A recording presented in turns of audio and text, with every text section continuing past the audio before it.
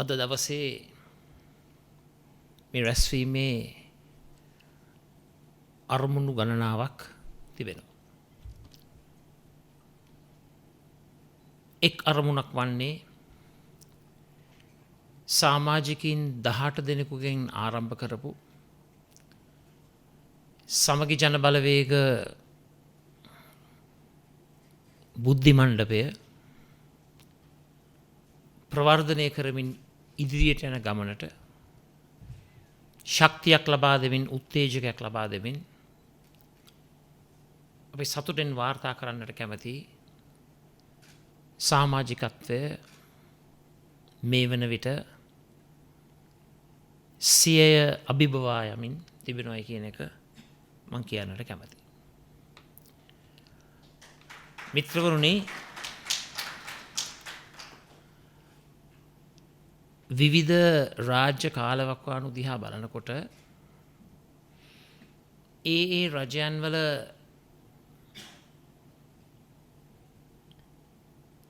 සමහර අවස්ථාවලදී සමාජිකයෙක් හැටියට කටයුතු කරපු මම දුටු අපූර්ව අත්දැකීමක් තිබෙනවා. ඒ අපූර්ව අත්දැකීම වන්නේ ප්‍රධාන මැතිවරණයකදී විශ්වවිද්‍යාල ශේෂ්ත්‍රයේ උගතුන් බුද්ධිමතුන් මහාචාර්ය ආචාර්ය කතිකාචාර්ය මේ සියලු දෙනාම උපයෝගී කරගන්නවා මැතිවරණ ජයග්‍රහණය කිරීම උදෙසා කරන්නා වූ අත්සන්ලේඛනයකට. එම අත්සන්ලේඛන බොහෝ පුවත්පත්වල පළ වෙනවා. මැතිවරණය අවසන් වෙලා රාජ්‍ය බලය ලැබූ විගසම අර අපූර්ව අත්දැකීම වන්නේ උපදේශකවරුන් විශේෂඥයින් බුද්ධිමතුන් පිටරටවල් වලින් ආනයනය කරනවා. එසේ මෙසේ ආනයනය කිරීමක් නොවේ. ඩොලර් වලින් ඒ උපදේශක මහත්ම මහත්මීන් සාත්තු සප්පායම් කරලා අවසානයේ ප්‍රගතිය දිහා බැලුවහම වැඩියමක් රට වෙනුවෙන් දිනා ගන්නට රට වෙනුවෙන් ජයග්‍රහණය කරන්නට අපොහොසත් වෙලා තිබෙනවා.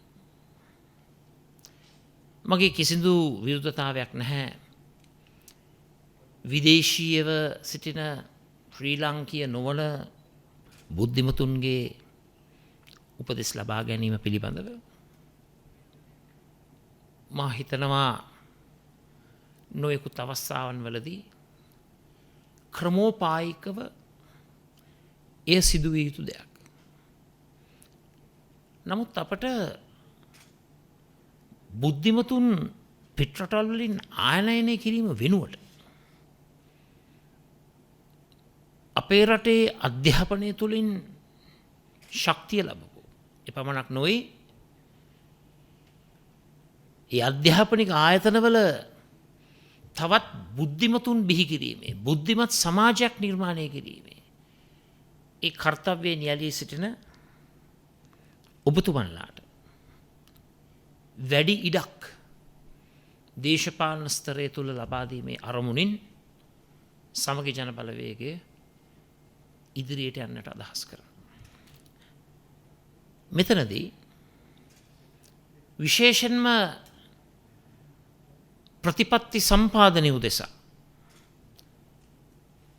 රාජ්‍ය පාලනය තුළ හැම භූමිකාවක් හැම ශේෂ්ත්‍රයක්ම ආවරණය වෙන කොටස් හඳුනාගෙන බුද්ධිමත් ඔබතුමන්ලාගේ ඔබතුමියන්ලාගේ අදහස් තුළින් අපේ අනාගත දැක්ම අපේ වැඩපිළිවෙල අපේ ප්‍රතිපත්ති මාලා සම්පාදනය කරන්නට අපි අදහස් කරනවා.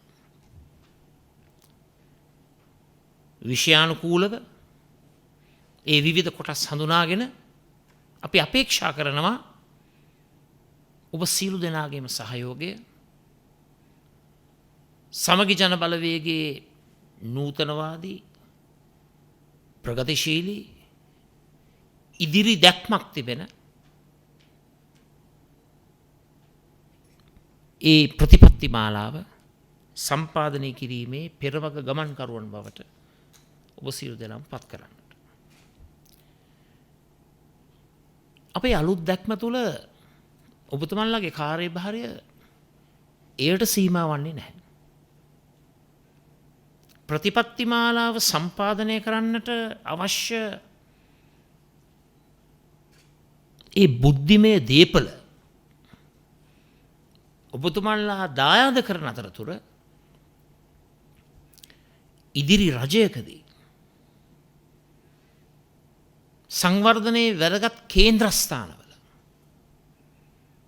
ඒ නිර්මාණය කරපු ප්‍රතිපත්ති ක්‍රියාත්මක කිරීමේ ක්‍රියාකාරීන් බවට ඔබ සියලු දෙනා පත් කරන්නටත් අපේ නව දැක්ම තුළ අපි අදහස් කරගෙන තිබෙනවා. විශේෂයෙන්ම මේ අවස්ථාවේ මං හිතනවා පුංචි වේලාවක් මං උපයෝගී කරගන්නවා සමගි ජන බලවේගයේ අපේ ගමන අපේ දැක්ම බොහෝම සංක්ෂිප්තව බොහොම කෙටියෙන් ඔබ සියලු දෙනාටම ඉදිරිපත් කරන්නට. ප්‍රධානතම වශයෙන් සමගි ජන බලවේගය සමාජ ප්‍රජාතන්ත්‍රවාදය සෝෂල් ඩෙමොක්‍රසි යන සංකල්පය මුදුන්පත් කරගෙන මැද පිළිවෙත අනුගමනය කරන්න. මිඩල් of the path දේශපාලන ප්‍රතිපත්තියක් අනුගමනය කරන ගමනක් අපි ක්‍රියාත්මක කරන.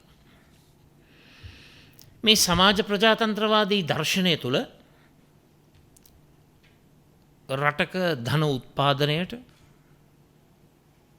නිදහස් වෙළඳපොළ බලවේගවලට අපි අවස්ථාව ලබා දෙනවා. ධන උත්පාදනයට නිදහස් වෙළඳපොළ බලවේග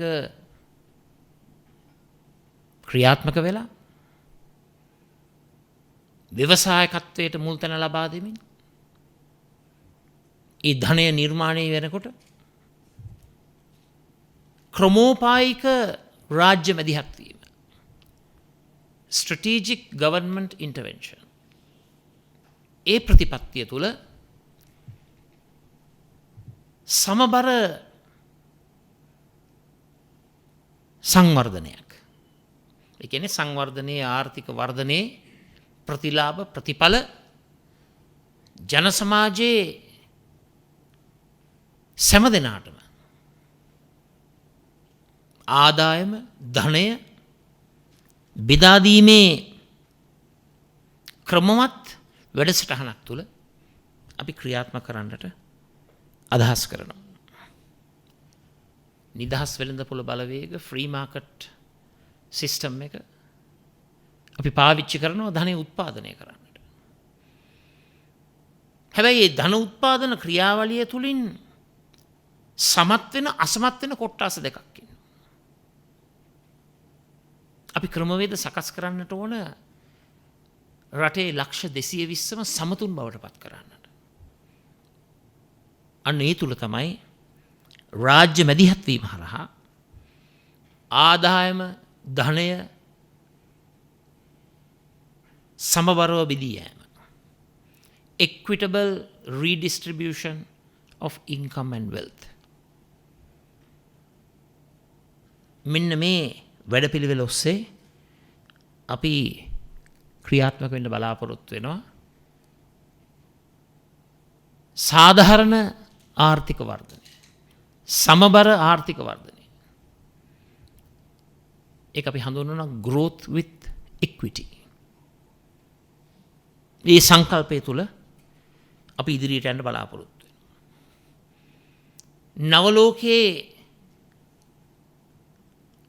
සංවර්ධන ජයග්‍රහණ ලබා ගැනීම උදෙසා අපි පක්ෂයක් හැටියට බලවේගයක් හැටියට සද් ජාතිකත්වෙන් සතර ස්තම්භ ගමනක් පදනම් කරගෙන අපි ඉදිරියට යන්න බලාපොරොත්තු වෙනවා. දැනුම, බුද්ධිය, තොරතුරු, නව තාක්ෂණය. Knowledge, intelligence, information and new technology. Those will be the basic precepts for our future economic vision.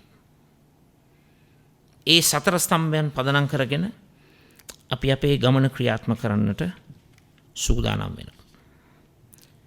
තරයේම ක්‍රූර ධනවාදය ප්‍රතික්ෂේප කරනවා. ඒක මවිසින්ම නිර්මාණය කරපු වචනය. cruel capitalism.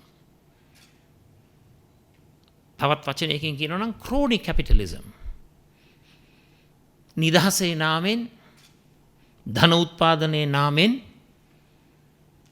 ජන සමාජයේ බලයට සමීප වුණු කොටසක් පමණක් අතිශය පෝසතුන් බවට පත්වීම උදෙසා රාජ්‍ය කරන යාන්ත්‍රණය උපයෝගී කරගෙන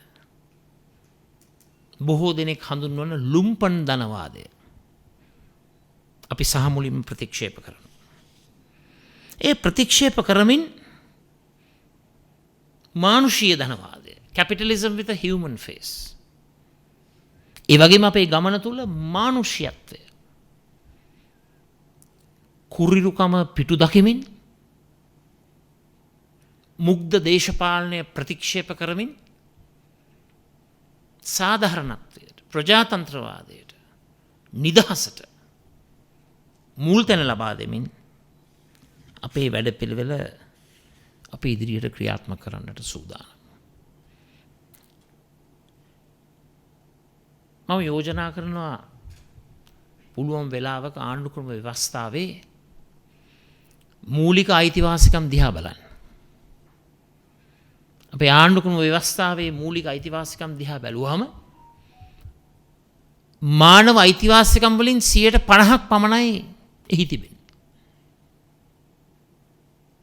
ඔබතුමන්ලා සියලු දෙනාම දන්නවා ඇති. එක්සත් ජාතීන්ගේ සංවිධානය බිහි වූ අවස්ථාවේ මූලිකව ප්‍රබල රටවල් ඒකරාශී වෙලා International Covenant on Civic and Human Rights, Political Rights කියලා නිර්මාණය වුණා. ඒක තමයි බොහෝ දක්ෂිණාංශක පැතිකඩවල් අනුගමනය කරන දේශපාලන ප්‍රවාහයන් මානව අයිතිවාසිකම් හැටියට හඳුන්වනවා. එයම පමණයි අපේ රටේ ව්‍යවස්ථාවේ මූලික අයිතිවාසිකම් හැටියට හඳුන්වන්නේ. නමුත් ඔබ සියලු දෙනාම දන්නවා 50 ගණන් වල 60 ගණන් වල 70 ගණන් වල එදා අධිරාජ්‍යවාදයෙන් මිදිලා නිදහස ලැබපු 100 ගණනක් රටවල් ලෝක ප්‍රජාවට එකතු වෙලා බොහොම පැහැදිලිව United Nations General Assembly එකේ එක්සත් ජාතීන්ගේ ඒ මහා සම්මේලන සැසිවාරවලදී ප්‍රකාශ කරා political and civic rights විතරක් හරියන්නේ නැහැ. දේශපාලන මානව අයිතිවාසිකම් පමණක් හරියන්නේ නැහැ. අපි බලාපොරොත්තු වෙනවා ඒහා සමාන වටිනාකමක් ආර්ථික, සමාජීය, ආගමික, සංස්කෘතික අයිතිවාසිකම් වලට ලබා දෙන්න. අපි අදහස් කරනවා සමගි ජන බලවේග රජයක් තුළ අපේ ව්‍යවස්ථාවටත් මූලික අයිතිවාසිකම් හැටියට අන්න ඒ ආර්ථික, සමාජීය, ඒ වගේම ආගමික, සංස්කෘතික අයිතියත් ඇතුල් කරලා සැබෑ නවීනත්වයක් රටේ උත්තරීතර නීතිය තුළින් අපේ රටට ලබා දෙන්න. බොහෝ නායකින් බිහි වුණා. නමුත් ඒ නායක කාරකාදීන් අපොහොසත් වුණා. මේ සැබෑ මානව අයිතිය අවබෝධ කරගන්නට. සමගි ජන බලවේගයේ අපි ඒ හොඳින් අවබෝධ කරගෙන තිබෙනවා. විශේෂයෙන්ම ඔබතුමන්ලා සියලු දෙනාටම කියන්න කැමතියි. අද ලෝකෙත් රටෙත් වර්තමාන තත්ත්වය දිහා බැලුවහම අනපේක්ෂිත ගැටලු රාශියක්, අර්බුදකාරී ප්‍රශ්න රැසක් නිර්මාණය වෙලා තිබෙනවා. මේ ගැටලුකාරී අභියෝගාත්මක ප්‍රශ්නවලට නිර්මාණශීලී විසඳුම් ලබා දෙන්නට කටයුතු කරන්නට ඕන. මේවට එක පාරටම විසඳුම් ලැබෙන්නේ නැහැ. නිර්මාණශීලී විසඳුම් ලබා දෙන්නට නම් අපට අවශ්‍යයි උගතුන්ගේ, බුද්ධිමතුන්ගේ පළපුරුද්ද තිබෙන ඒ හැම කොට්ටාසයකගේම ජවය, අධිෂ්ඨානය, කැපකිරීම, මේ සියලුම ගුණාංගයන් වලින් සමන්විත වූ දක්ෂින් කණ්ඩායමක් අනාගත රාජ්‍ය පාලනය මෙහෙවන්නට. මං කියන්න කැමති වසර 2.5ක් මට ඉතාමත්ම වැදගත් අත්දැකීමක් ලැබීමේ වාසනාව තිබුණා. ඇමරිකා එක්සත් ජනපදයේ සවුත් ඩකෝටා කියන ප්‍රාන්තයේ සෙනට් සභිකයෙක් ළඟ ඉන්ටර්න්ෂිප් එකක් කරන්න වසර 2.5ක්. ඒ හරහා Library of Congress ඇමරිකානු ව්‍යවස්ථාදායකයේ තිබෙන පුස්තකාලය, ඒ වගේ මේ Library of Congress එක නිර්මාණය කරන Congressional Research Papers, ඇමරිකානු ව්‍යවස්ථාදායකය නිර්මාණය කරන පර්යේෂණ සහ ඒ පර්යේෂණ හරහා ව්‍යවස්ථාදායක, ඒ කියන්නේ ඇමරිකාවේ තියෙන බයිකැමරල් ලෙජිස්ලේචර් එකක්, සෙනට් එක තියෙනවා, House of Representative එක තියෙනවා. මේ දෙකේම ප්‍රතිපත්ති සම්පාදනය කරන ඒ ව්‍යවස්ථාදායක සමාජික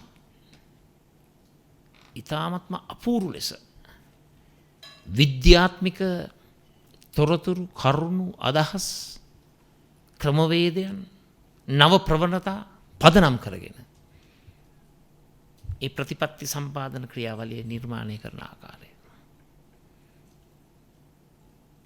මහා බ්‍රිතාන්‍යයේත් එසේමයි.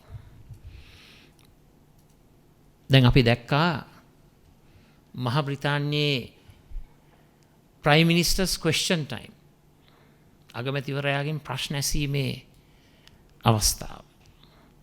අපේ රටෙත් පහුගිය කාලේ ආරම්භ කළ දැනුත් ක්‍රියාත්මක වෙනවා. නමුත් ලොකු වෙනසක් තියෙනවා. කවුරුත් නොදන්න වෙනසක්.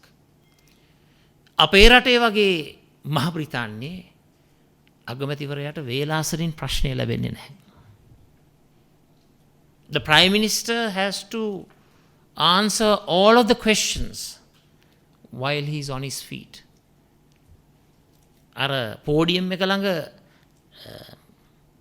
එහෙමත් නැත්නම් මේ මයික්‍රොෆෝනය ළඟ නැගිටලා සිටින අවස්ථාවේ ඕනම කෙනෙකුගේ ඕනම ප්‍රශ්නයකට උත්තර දීමේ වගකීම එතුමාට තියෙනවා. සංඛ්‍යා ලේඛන නෙවෙයි, ප්‍රතිපත්තිමය කාරණාවන් සහ ක්‍රියාත්මක කරන වැඩපිළිවෙල. ක්වෙස්චන් ටයිම් එකට පැය එකමාරකට පෙර හැම අංශයක්ම, හැම ශේෂ්ත්‍රයක්ම නියෝජනය කරන නිලධාරීන්, උපදේශකවරුන් පැය එකමාරක් අගමැතිවරයාට තොරතුරු දත්ත ලබා දෙනවා, අදහස් ලබා දෙනවා. අන්න ඒ ආකාරයට තමයි මහ බ්‍රිතාන්‍යයේ Prime Minister's question time එක ක්‍රියාත්මක වෙන්නේ. අපේ රටේ මොකද සිද්ධ වෙන්නේ? පටන් ගත්ත දවසේ ඉඳලම යම් කාලයකට පෙර ප්‍රශ්නේ දෙන්නට ඕන. අර නිලධාරීන් දීලා දෙන උත්තරය ආපහු ගිරව් වගේ මැති සභය තුල ප්‍රකාශ කරනවා. එතකොට අපි ව්‍යවස්ථාදායකයෙක් ඒ වගේම රාජ්‍ය තන්ත්‍රය තුලත් දක්ෂ උපයෝගී කරගෙන ඉදිරි ගමනක් යන්නට නම් අපිට අවශ්‍යයි අපේ කණ්ඩායම් වලට අගේ එකතු කිරීමක් ඇති කරන්න. සතුටින් ඔබ සියලු දෙනාටම දැනුම් දෙන්නට කැමති මේ පහුගිය පාර්ලිමේන්තු කණ්ඩායම් රැස්වීමේ මම යෝජනා කරා කැමැත්තක් දක්වන අයට සමගි ජන බලවේගයේ පූර්ණ අනුග්‍රහයෙන් විශ්වවිද්‍යාල අධ්‍යාපනය තමන්ගේ පාර්ලිමේන්තු රාජකාරිය ඉටු කරන මොහොතෙම ඒට සමාන්තරව පූර්ණ කාලීනව නෙවෙයි අර්ධ කාලීනව තමන්ට අගයක් එකතු කිරීමේ වැඩසටහන් ක්‍රියාත්මක කිරීම. මම හිතන්නේ ප්‍රථම වතාවේ අපේ රටේ ව්‍යවස්ථාදායකයෙ සිදු වෙන්නේ. සතුටින් කියන්න කැමති මේ වන විට 20කට අධික മന്ത്രിවරු ප්‍රමාණයක් බාර අරගෙන තිබෙනවා ඒ උසස් අධ්‍යාපන කර්තව්‍ය ඉදිරියට ගෙන යන්න. අන්න අගේ එකතු කිරීම, දැනුම එකතු කිරීම. ඒතර අපේ ඉදිරි ගමන knowledge, intelligence, communication, new technology. බුද්ධිය, දැනුම, තොරතුරු, නව තාක්ෂණය. මේ සතර ස්තම්භ කේන්ද්‍රීය වැඩසටහන ක්‍රියාත්මක කිරීම සඳහා රටටත් ව්‍යවස්ථාදායකයටත් ජන සමාජයටත් වැඩි අගයක් එකතු කරන මන්ත්‍රී කණ්ඩායමක් අපි සමගි ජන බලවේගය තුල නිර්මාණය කරනවා. අවසාන වශයෙන් මම කැමති ඔබතුමන්ලට බුද්ධිමතුන්ගේ උගතුන්ගේ වැදගත්කම මෙන්න මේ නිදසුනින් ඉදිරිපත් කරන්න. ඔබතුමන්ලා දන්නවද මෑත කාලේ ඇමරිකා එක්සත් ජනපදයේ ආර්ථික ශාස්ත්‍රයේ උසස්ම ඉලක්ක සපුරාලපු ජනාධිපතිවරයා කවුද කියලා? සාර්ව ආර්ථික ඉලක්කයන් මැක්‍රෝ ඉකොනොමික් ඉන්ඩිකේටර්ස් ගත්තහම තමන්ගේ කාලවකවානු තුළ සමස්තයක් හැටියට ගත්තොත් මම දන්න ආකාරයට ඒ තැනට ගිය පුද්ගලයා තමයි බිල් ක්ලින්ටන්. ඔහුගේ කාලවකවානුවේ තමයි ඒ සමස්ත කාලය ගත්තොත් ආර්ථික වර්ධන වේගය විරැකියා ප්‍රතිශතය අඩුවීම, උද්දමනය අඩුවීම, බජට් ඩෙෆිසිට් එක, ට්‍රේඩ් ඩෙෆිසිට් එක, බැලන්ස් ඔෆ් පේමන්ට්ස් මේ අංශවලින් හොඳම තැනට හොඳම ඉලක්කයට ගිය ජනාධිපතිවරයා සමස්ත කාලය තුල. ඔහුට උපදෙස් දුන්නා විශ්වවිද්‍යාල සමයේ ඔහුගේ මිතුරෙක් රොබර්ට් රයිහ් කියලා. ඔහු තමයි පුරෝගාමීව කවුන්සිල් ඔෆ් ඉකොනොමික් ඇඩ්වයිසර්ස් එක හරහා ඒ ක්ලින්ටන් ආර්ථික ප්‍රතිපත්තිය ක්‍රියාත්මක කිරීම සඳහා ඒ ශක්තිය ලබා දුන්නා. තනි පුද්ගලෙක් පමණක් නෙවෙයි ඔහුට ලොකු කණ්ඩායමක් හිටියා. සමගි ජන බලවේගයේ ලොකු සිහිනයක් තිබෙනවා. උගතුන්, බුද්ධිමතුන්, ප්‍රශස්ත, විශිෂ්ට ඒ උගත් කණ්ඩායම් ඒක රාශී කරගෙන කෙටි කාලයක් තුල අපේ රටේ සාර්ව ආර්ථික ඉලක්කයන් ඒ කියන්නේ මැක්‍රෝ ඉකොනොමික් ඔබ්ජෙක්ටිව්ස් එපමණක් නෙවෙයි මැක්‍රෝ ලෙවල් එකකින් විතරක් හිතලා හරියන්නේ නැහැ. මයික්‍රෝ ලෙවල් එකට ගෘහමූලික පවුල් ඒකක මට්ටමට ගිහිල්ලා දල වශයෙන් අපේ රටේ ලක්ෂ 220කට ආසන්න ජනගහනයක් පවුල් ලක්ෂ 61ක පමණ ප්‍රමාණයක් මේ අනාදි වශයෙන් ඒ මයික්‍රෝ ලෙවල් එකටත් ගිහිල්ලා අපිට උසස් ආර්ථික සමාජීය සංවර්ධනමය දේශපාලනමය ආගමික ඒ වගේම සංස්කෘතිමය ඉලක්ක කරා යෑමේ ඒ සිහිනය තිබෙනවා. ඒ සිහිනය සැබෑ කරවීමේ ප්‍රධානතම කණ්ඩායමක් හැටියට මම අපේ බුද්ධි මණ්ඩපය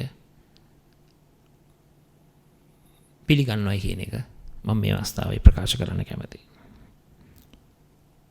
දැන් බොහෝ දෙනෙක් අහනවා මොකක්ද වෙන්නේ කියලා. මොකක්ද අනාගතය කියලා.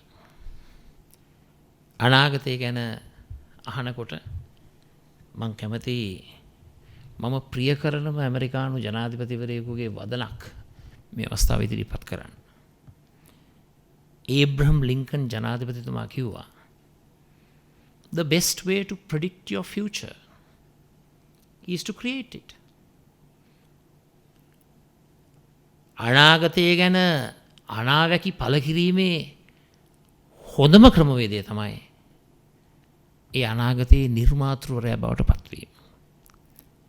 අපේ රටට ඒ සෞභාග්‍ය සම්පන්න අනාගතය නිර්මාණය කිරීමේ පෙරමග ගමන්කරුවා සමගි ජනබලවේගයේ බවට පත් කරන්නට ඔබ සියලු දෙනාගේම නොමුසුරු සහයෝගය මම පතනවා. අද දිනේ ඔබ සියලු දෙනාගේම සහභාගීත්වය ඉතාමත්ම අගය කිරීමකට ලක් කිරීමෙන් ඔබ සියලු දෙනාටම පැමිණීම පිළිබඳව තුති පුදමින් සියලු දෙනාටම සෞභාග්‍යමත් අනාගතයක් පතනවා. බොහොම ස්තුතියි.